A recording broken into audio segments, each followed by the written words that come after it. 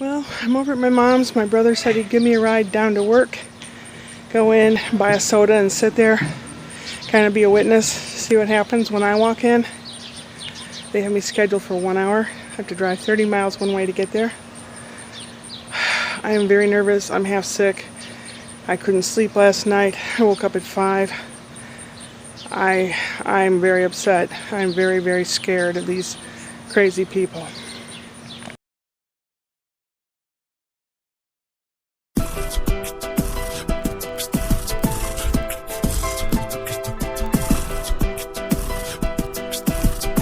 I'm nervous. It's on that corner just past the light. There's my mom's white car. My brother went inside. I'm nervous as all hell. So's my mom, and she's at home. Well, my brother went ahead, and he went in to buy a soda at Pizza World, and I walked as if I'd come from the bus station.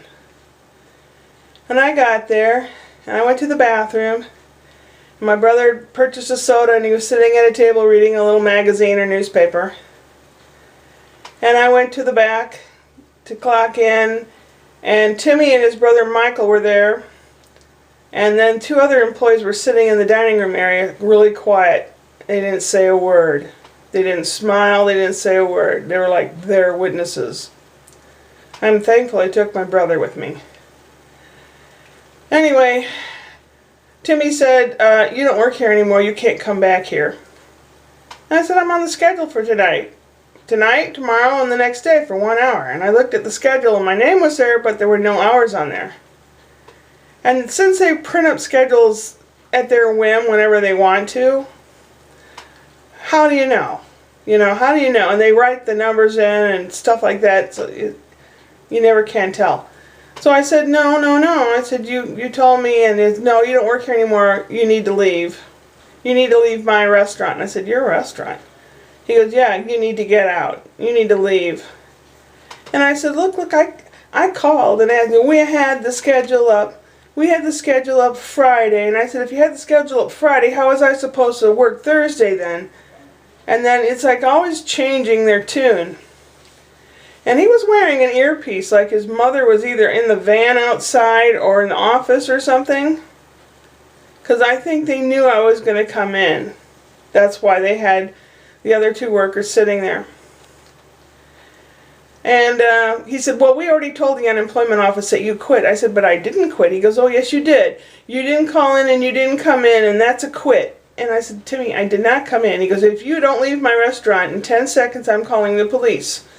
So I stood there and I stared at him. And I was calling his bluff to see if he'd call the cops. I felt like saying, go ahead, call the cops. I don't care. I didn't say it, but I felt like saying it. And he goes, you need to leave. You need to leave now. You need to leave now. Get out. So I turned around and I left, and my brother got up, and apparently Timmy didn't know he was my brother. He went by him and said, I'm sorry, sir, for that. And my brother went out and got in the car and pretended to ask me directions, and I was pointing down the street. And I told him to wait for me down the street at the police station. So he went down the street and I walked, and then I called Scott, and Scott said, did you get your paycheck? I said, oh, crap. So I turned around, and Timmy had gone out to his van for something. I think his mom was out in the van.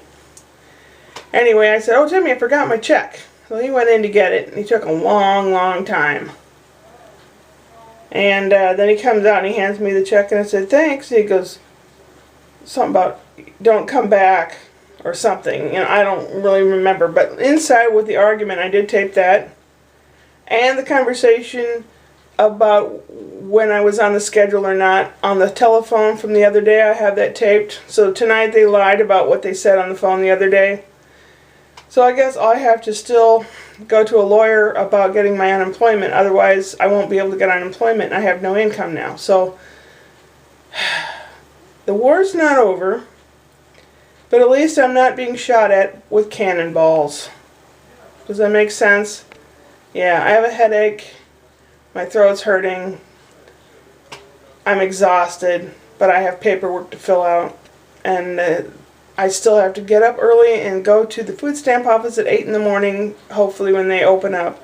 and sit there all day until I can find to talk to someone, because I need them, and no one will. They called me one time when I was in the ER with my brother. Other than that, I can never get a hold of them. So I'm just going to have to go in person. I mean, what is there to lose except time and gas money? Yeah. Oh, our gas went up to $3.79 a gallon today. And it's supposed to go up more. And just when I don't have any money. Upward and onward.